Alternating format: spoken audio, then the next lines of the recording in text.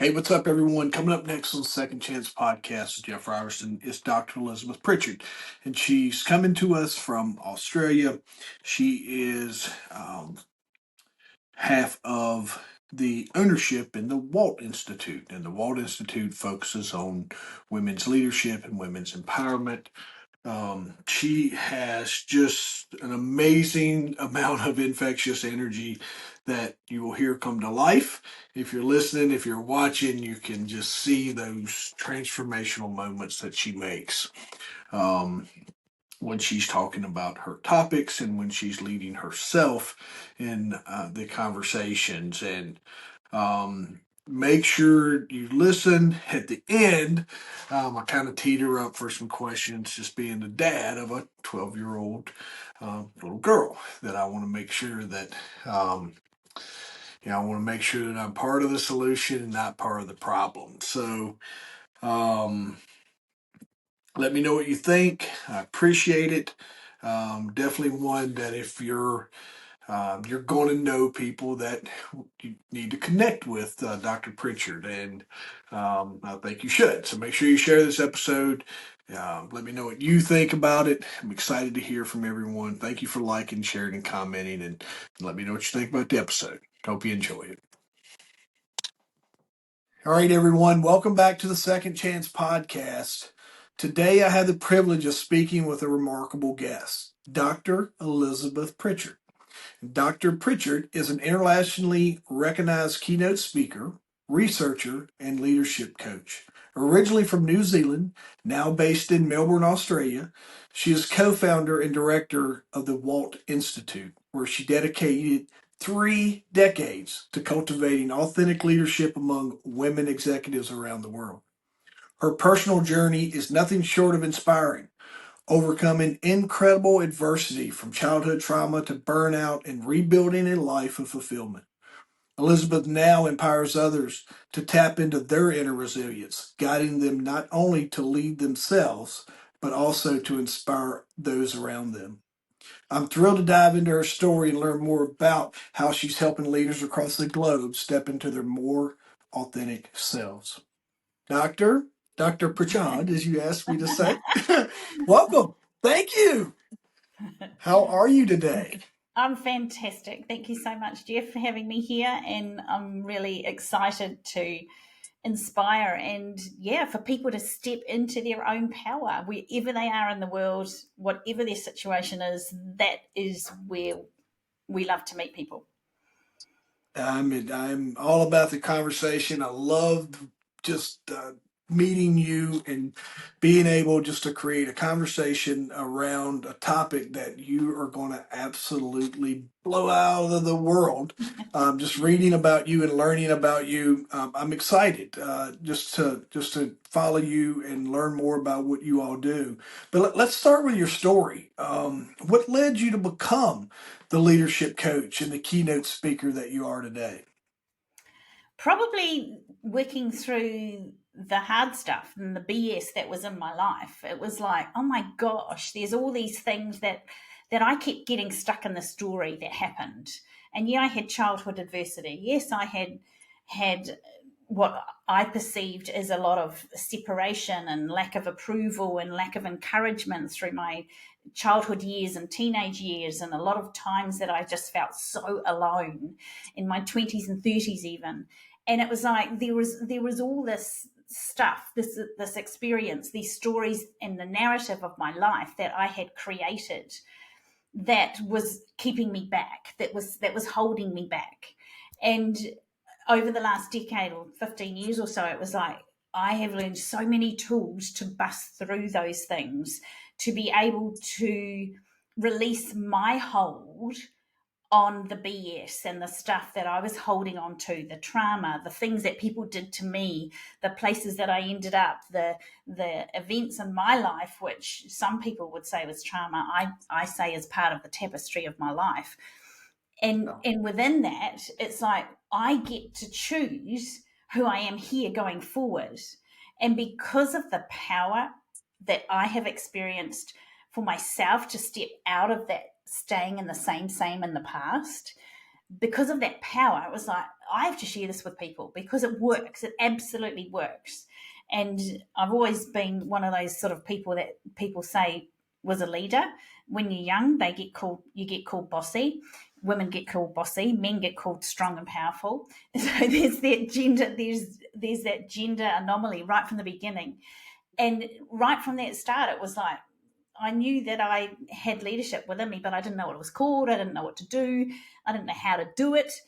And so over the time, it's like I've learned all these things the hard way.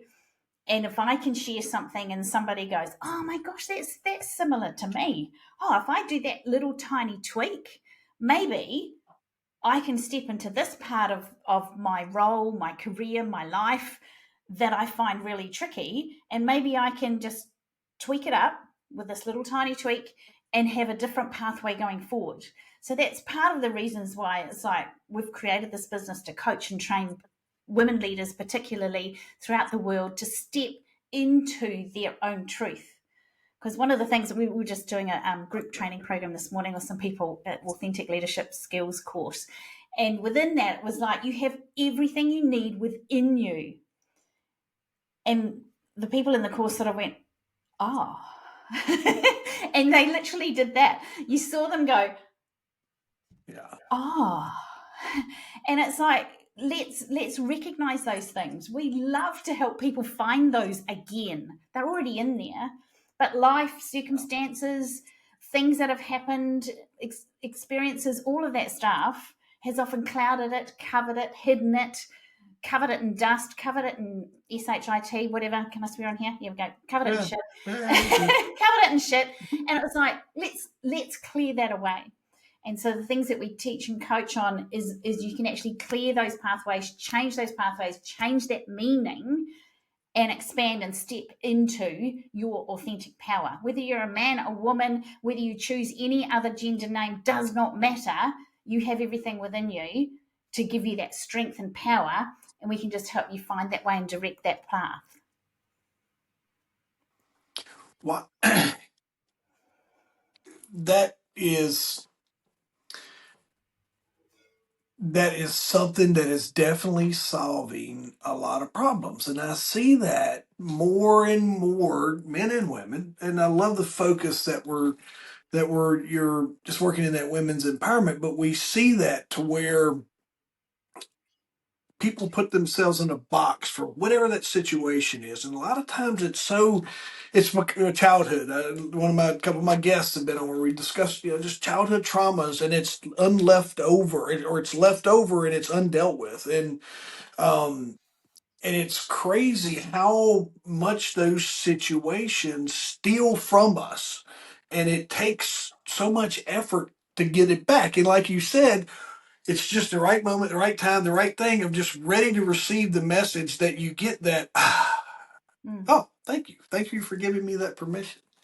But you've also overcome some significant challenges yourself. We're talking burnout. We're talking navigating your partner's cancer's diagnosis. Particularly to you, how did those experiences shape your approach to leadership and resilience? Those particular moments. Well, those moments, particularly burnout. So for me, in 2002, I recognised, well, it sort of hit me in the face after many weeks of struggling and struggling and struggling. And then it was like, then I was diagnosed with severe clinical depression. And that had never been in my life before that I'd recognised. And at that moment, I was a health professional. So I was an occupational therapist. I worked with people in brain injury and neuroscience, and I helped them put their lives back together. And here I was, a health professional who had reached the end of everything, of the end of my abilities to cope, the end of knowing that I could do something different tomorrow. And that was hugely tough for me. And for 3 months, I could not do anything for myself. I couldn't even shower and dress myself. I needed absolute assistance and help for everything. And that was so that was so big for me, apart from the fact that it hit my ego. that I see now. It was like, but I'm better than that. I'm bigger than that. I'm tougher than that. I'm stronger than that. And all of that is just a BS story. And when I was going through that time, so it wasn't just a moment for me, that was 3 months of that, and it took me about 9 years to rebuild who I am and to learn these skills and know these skills and put them in place consistently. And the way that has influenced my leadership is that I have empathy, I have vulnerability, I have honesty, I have experienced similar things. None of us experience the same things. None of us knows what the other person is going through. However, I have some inclination of what I went through, and it may or may not be similar to someone else. However, they find that it's great because I can then tap into some of the BS that was holding me back and share that. And often there's the same sort of things. It's like fear of failure, fear of succeeding, because I didn't really know what that meant. And then the pressure of succeeding that I put on myself was huge. Fear of not being approved of. And the underlying one for me, fear of failure, definitely. The underlying one for me was that I wasn't good enough. Who am I? Hey, Who am Doc, I? where does that come from? Tell me this. I'm going to interrupt you because you hit something there, and I apologize for interrupting you. But where does that feeling of no self-worth come from? Who put that in your head, or where did that come from? Yeah, well, we know now from neuroscience that when we're kids, we make sense of the world because we have to make sense of the world. So we it's not right or wrong or good or bad, and it's not that that person was terrible and that person shouldn't have said this or whatever. But as a child, we take on board our experiences and we make meaning of it because we have to make meaning of our lives. And so this usually happens up until we're about 5 or 6 years old. And so often it can be like, for example, I'm the youngest of 9 in my family. And so part of that was like, oh, nobody wants to hear me. I'm just the little sister. And so that was my thought that became my belief that I'm not good enough. Things like children should be seen and not heard, the adage of what often happened in the sort of 60s and 70s and even later than that. It was like children should be seen and not heard. Don't disrupt the adults. They're doing very important adult conversation or business. And so all of that I just internalized as, oh, I'm not good enough. What I say doesn't matter. And so for me, it came from those things. And it's not good or bad, right or wrong. It's not the parents to blame or the teachers to blame or the neighbor or the cousin or the uncle or the whatever. It just is. And until I recognize that and recognize that I could let go of it, because we just hold on to them. We just hold on to these stories. They're just stories. They're just stuff we hold on to. And when we hold on to them, we're suffering. And we're actually choosing in that moment to suffer. So we can release it. And I know now, this has been a journey for my life, I know I'm good enough. I don't have to do anything. I don't have to be approved of by anybody. I don't have to look a certain way. I don't have to act a certain way. I am enough. And I step into that. I kind of Yeah, and there's just that affirmations that you're giving yourself, but I interrupted you to tee you up to kind of get you to tap into that enormous reservoir of resilience that you talk about, and I just got to see that on display. And as you were bringing all that out, I saw those shifts and I saw that power. But what practices or mindset shifts helped you rebuild yourself after those times? Many things. I was thinking, which one shall I choose? So we know from science that positive thinking on its own does nothing, because positive thinking is just like, I've got this, I'm good enough, I'm amazing, people love me, I can do this, whatever, blah, blah, blah, blah, blah. So they're just thoughts that stay in our heads. And if our bodies and our emotions are still like, oh, that's a load of BS, I'm still feeling really bad, or they did this to me and I'm a victim of that, and they abused me here and they said that to me there, and these people don't like me here and they're not giving me an opportunity over there. we're giving our power away to all of those other things. And we have incongruence between what our brain is thinking and what our body is feeling. So positive thinking on its own is BS. It doesn't work, because when the adversity comes, we don't have the goodies to be able to step into that, because our positive thinking goes, oh my gosh, this is really hard. And we get the stress responses. We want to run, fight, freeze, whatever that is. We get into survival mode, and our body feels that, because our chemicals in our body that are coming from our brain are in go, run, fight, freeze, whatever, because this is too big, too hard. And so within that, the things that I have learned is to connect that head and body, is to have those thoughts and train my body to believe those thoughts and know that that is who I am. And for example, like with the I am enough, I often do this thing down here, because you feel it down here. So just below your rib cage and above your belly button is where your self-belief sits. And so whenever I talk about self-belief, and it was interesting, Jeff, that you said that you could see it happen, because I do. I step into it. I feel it. It is me. Yeah. And my feet are slightly apart. There's research from Amy Cuddy about this. My feet are slightly apart. My head is up. My shoulders are back and down. And I feel it. There's a strength. There's this rod, that thing within me. So my body is feeling it and experiencing it. And so anytime I go, oh my gosh, that's big and scary, I've never done that before, I go into that mode. And I was like, I've got this. And so it's not just brain. My body is flooded with that chemical because I've taught it how to do that. I've got this. I can do this. I will find a way. And I absolutely believe that, because I've trained myself over time. It's just like going to the gym. You don't go once or twice or 6 times or for 3 months and then go, I've got this amazing body that I want. You go on a repeat basis, and it's consistency. And you didn't know how to do 25 press-ups when you started. If you do 25, 50, whatever, or bench presses, then it's like you build up to these things. And so it's a matter of practice, practice, practice. And that's what I've learned to do over the last few years, particularly, to build my resilience, to go forward, not just up and down, not just back. I don't want to go back to the same shit, different day. I want to go forward to a new place, to a better place, to one where I'm more supported, to one where I feel more powerful in taking my own life journey and pathway back to go forward.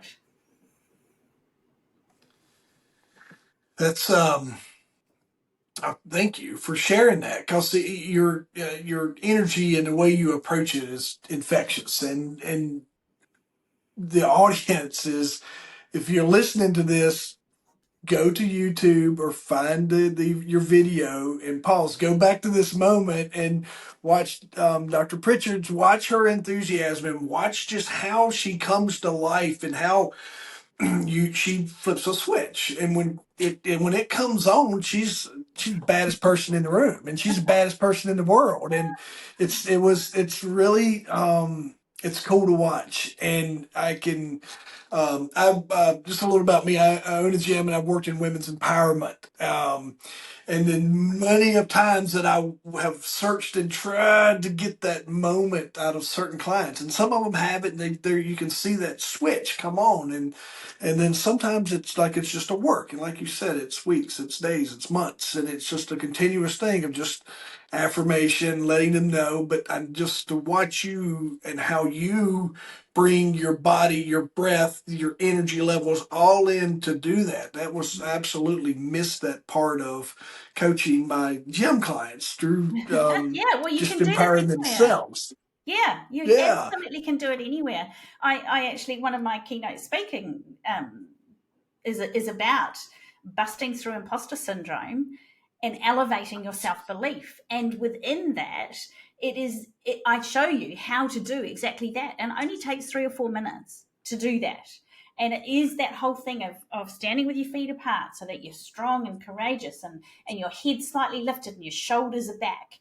And I always get people to put their hands here so they're strong and powerful. And this is where if you're into chakra healing, that's where your chakra is. That's your solar plexus chakra. It's where your self-belief sits and resides.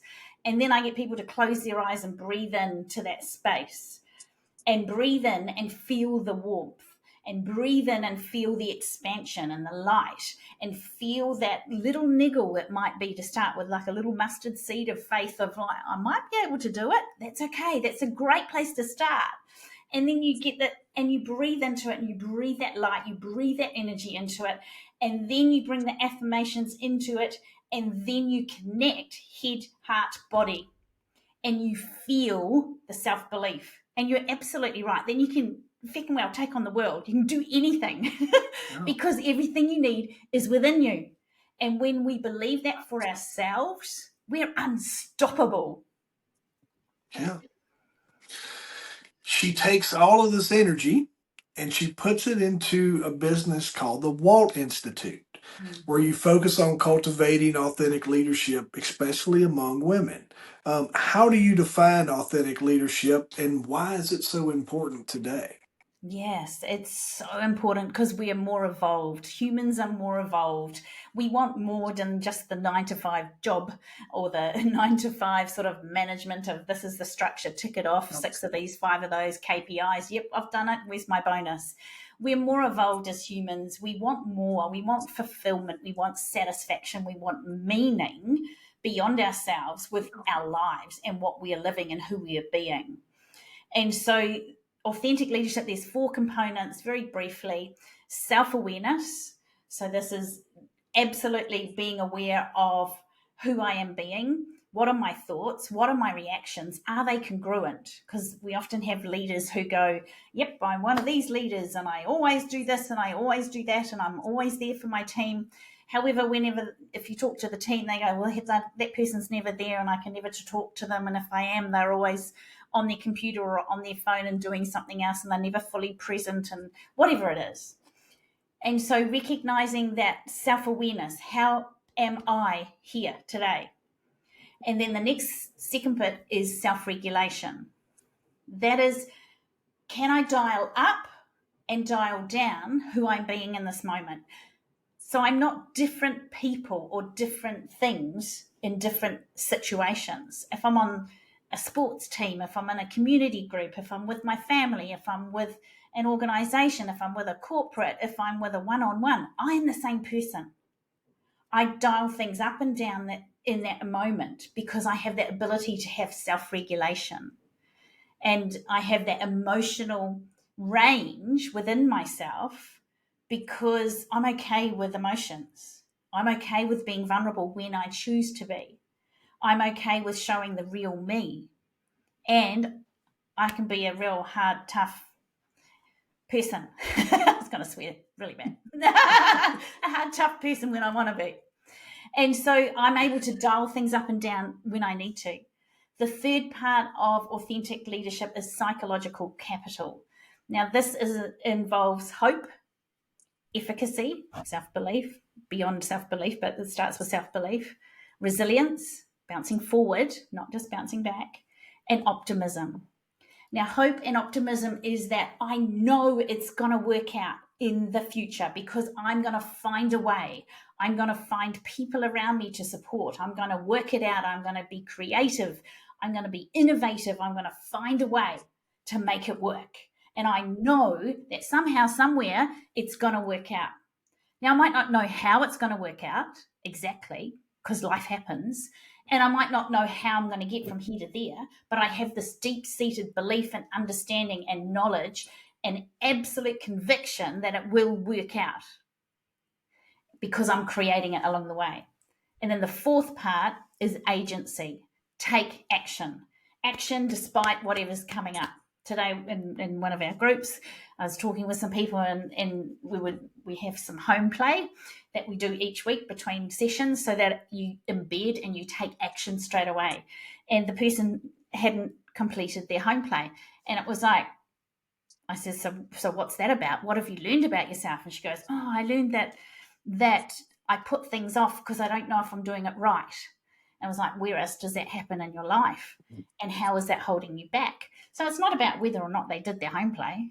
It was like, it's not a tick in the box or a cross or a gold star like we had at school. It's about what can you learn about yourself. It was like, I'm thinking that I have to do it right, so therefore I don't do it, so therefore I self-sabotage. And recognizing that was like huge for her. And so we can recognize these things by taking action, taking action, taking action. Don't wait around for them to say go. Don't wait around for external things to be perfect, because the weather's never perfect, situation's never perfect. It's like, in this moment, in this stage, I've committed to this, go.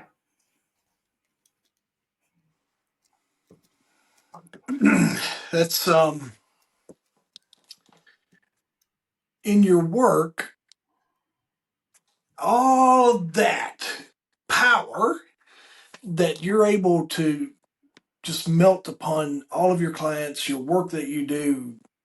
What are some of the biggest challenges that women executives are facing in their leadership roles now? And how do you help them overcome that? Yeah, there's some commonalities across many things. Unfortunately, there's the old pale male stale thing where where there's people who have been in those positions for many years. This is the way we do it, this is how we do it, this is how we've always done it. And so Yeah. there's not that breadth to allow innovation, creativity, vulnerability, openness, transparency. It's not the pattern that some people in some organizations, and it's not just men, there are some women who in those types of situations as well at high level organizations who are just doing same.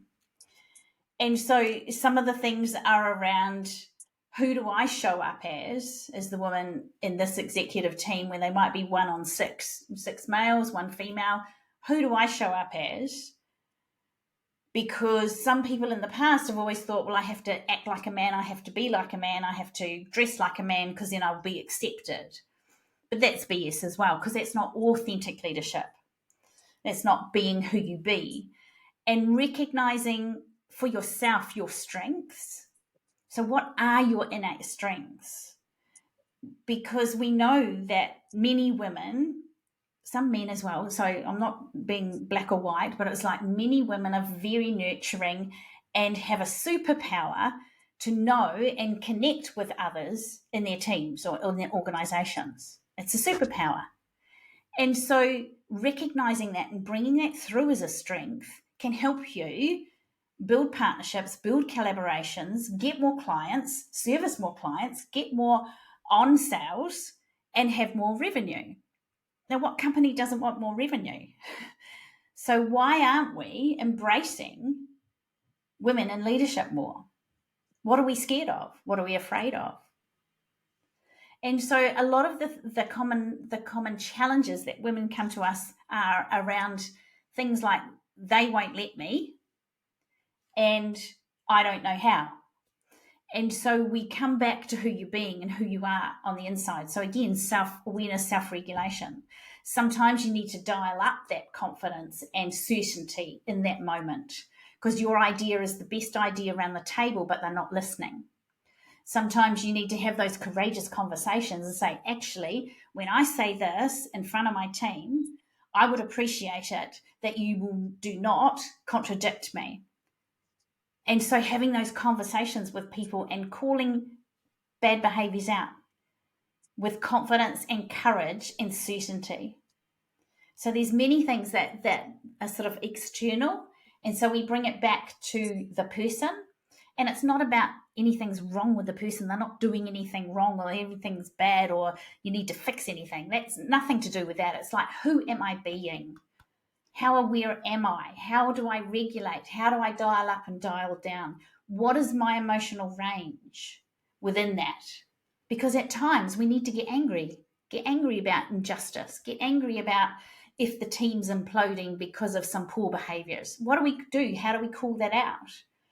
Because if we keep on going and go, but I want everybody to like me, then part of what our role is as coaches and trainers is to go, where does that come from? It's just a pattern. Is it serving you? Let's change it going forward.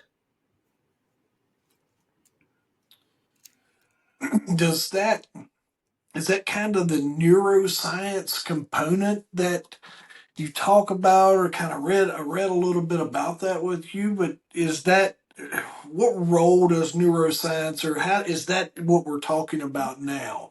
Kind Yes. of explain that to me, and then what role that plays in your coaching. Yes, absolutely. Because we have pathways in our brain. So the work of Dr. Joe Dispenza and Gary Braden and other amazing researchers have identified the whole thing of thought, belief loops, and then creates action. So we have these pathways in our brain, and we have these neurons, so our little message things that tell our body what to do, and tells our chemical receptors to release certain things like dopamine or endorphin or cortisol or adrenaline. So we either go into stress and survival mode, or we go into happiness and fulfillment and pleasure modes. And so when we recognize what these messages are that we're telling ourselves, because repeat messages just create a groove and create those neurons to fire together, because they've been wired together like a track. So it's like riding back on a bike, back and forward on the same track. You actually the track gets deeper and deeper. So it's more entrenched, and that becomes a belief. And so what we do is there's certain things that we can go through, and we did it this morning in one of the groups that I was working with. Within 3 to 4 minutes, we shifted, we broke these individuals' certain statements. We broke them. They shifted. They no longer wired together. And whenever they looked at the statement they had, which caused them deep distress and deep self-judgment 3 minutes before, they looked at them and I said, say that statement again. And they went, I can't say it. It was like, because it's not true anymore. And so there's some powerful things that you can do with that, and we can rewire our brains. Neuroplasticity, we know this. I know this from as an occupational therapist working with people after stroke or brain injury after an accident. It was like we can retrain our brains to do things differently. So we can retrain our brains to think differently. It's not just that positive thinking, because that only is just part of our frontal cortex and our frontal lobe, and it doesn't connect with our body like we did before. We have to have this and our body and the chemicals, everything aligned, and then we believe it and we can step into our power. So neuroscience is a huge part of the powerful breakthroughs to totally change all that past stuff that is lined up within us. It's exciting. I love it. You can tell I love this stuff. Spins my Yeah, wheels. no, and listen, I love learning about it because that's been some. I've had some guests on, some folks on the East Coast. Um, Holly McBabe's been on, so she works, similar type stuff, and I enjoy learning more about it because it is for me, even just how I've processed my own stuff, listening to you all and your advice and the stuff, just the simple things that you all do. It's really just kind of helped me rewire my approach to a lot of things, and it's helped me be a better dad, husband, all the things that you would like to be. But then, just in my pursuit of my own goals in life, man, it's a different approach to things that I was doing way wrong. I approach situations differently and live in those moments and trying to learn more about those moments too. So, man, it's you're absolutely right there. Hmm. Um, what you were mentioning on the research component of the Walt Institute. What all are you researching, or can you tell us more about that and what you're hoping to achieve?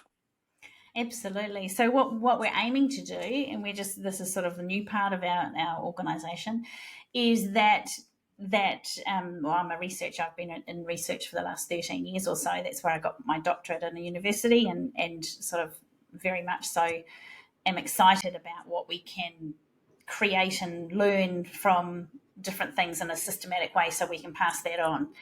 And so part of what I want to do is create a broader focus on showing the things that we do actually work.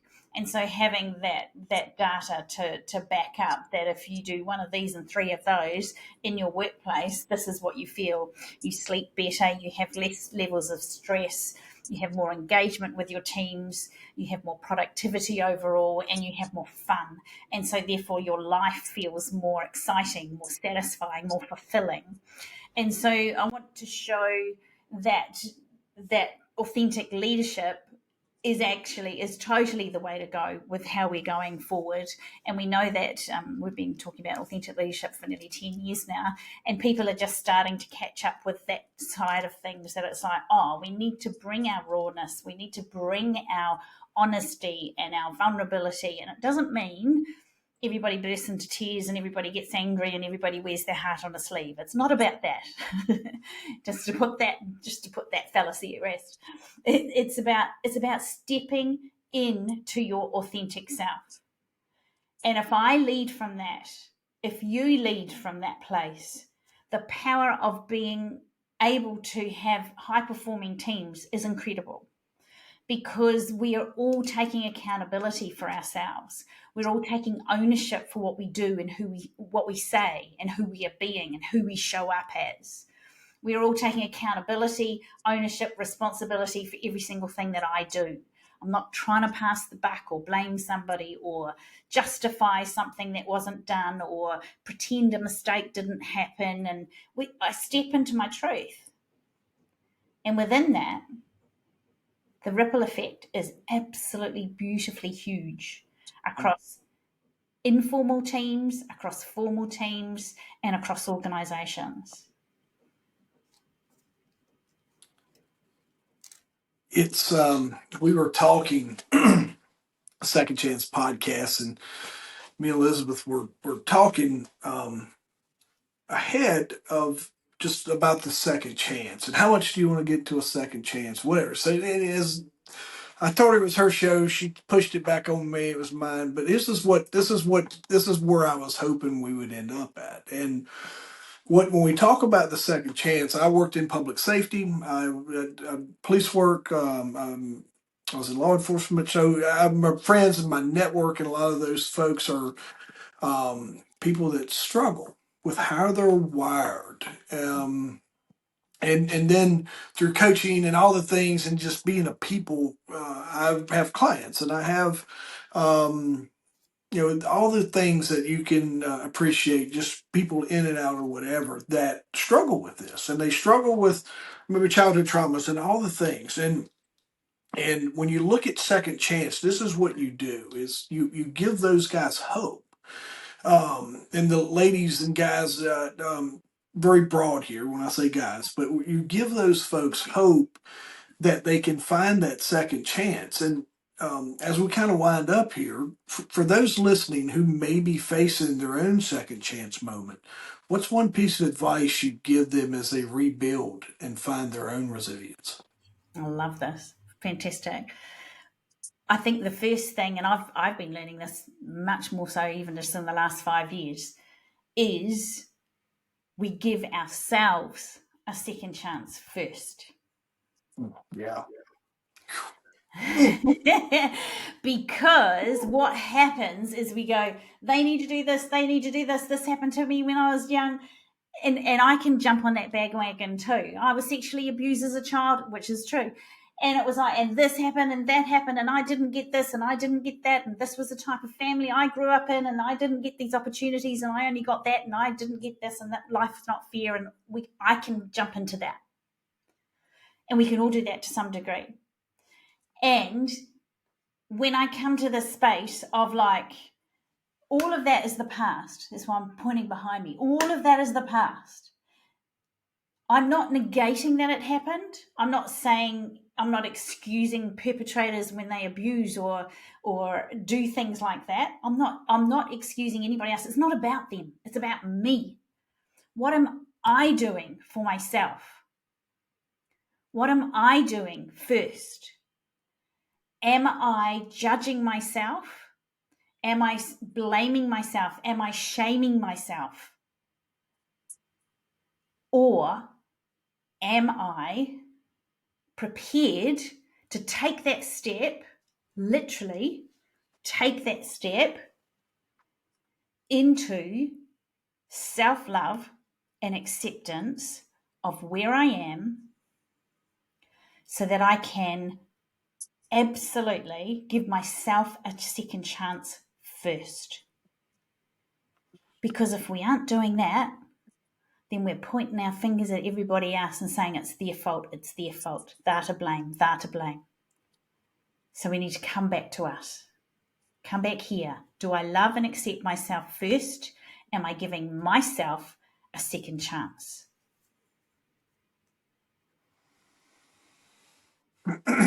It's um I can't thank you enough for sharing your enthusiasm, your knowledge, and on that side of it as someone who's just trying to embrace a lot of your work and the stuff that you do. I'm also a dad. That's the last question I was going to ask you. I'm also a dad of a 12-year-old little girl, Mm-hmm. and you work heavily into women's empowerment. And there's she won her as I'm recording this, she served off her winning championship game for her school tonight, so she's heavily on my mind even walking down to talk with you, but knowing I was going to get to talk to this expert in just women's leadership, and knowing that I have her, what's that dad, what does dad need to do, or is there any advice you could give the dads, and especially me, on nurturing that future leader? And is there any advice you could leave us with as we close out? Absolutely. I'm just thinking what would be the most useful. When I was 12, because it's like from my experience, what would I want to have when I was 12? I thought I didn't matter, that I didn't have a voice, that who I was on the inside was not important, that I had to do things to prove I was okay, that I had to do things to get people's approval, love, connection, all of those things. And so I think one of the biggest things you can do is to reinforce, praise, have fun with that whole thing of what whoever you are as a person, you're amazing, and find those innate strengths for each of your people, particularly your daughter as well. It's like it's not the thing she does. So it's not that, wow, you did a great speech at school today. It was like, wow, you played that awesomely and you caught that ball amazingly. It's not those things. Those things as well, but it's our innate strengths. Who are you being on the inside? I can connect with someone like that, and we can have deep and meaningful standing in a line waiting for coffee. That's one of my innate strengths. I'm a rapport builder. I love finding out new things and going in new places. I'm an adventurer. I have incredible empathy for people who are going through tough times. I'm empathic. I have amazing ability to love and respect people that other people think are unlovable. All of these things are part of my innate strengths. And when we delve into things, particularly with your daughters as well, and sons, but particularly with daughters, it's like they don't see that. They just see that they have to do this, this, and this to get there. And that's what happens with leaders going through as well. It's like, yeah, but I have to do this and I have to meet this and I have to get here to go there. Come back to you have everything you need within you. And you can teach your daughters that as well. You folks, we just got priceless advice from one of the best in the business, and um, I will transcribe that. I'll put it in notes. I'll find it every day, and I'll definitely make sure that I put that to practice. And Appreciate everything you do. Appreciate all your research and things that you're able to give to all of us to help us find those second chances. So thank you for being with me and just sharing a little bit of all the work that you all do. I appreciate it. Thank you so much. Thank you so much, everyone. Take one thing from this with agency, do it consistently, purposefully, every day. Oh, it's so good. I'll put all your contact information in our show notes, and thank you again for being with us and for those parting words. It means a ton. Thank you.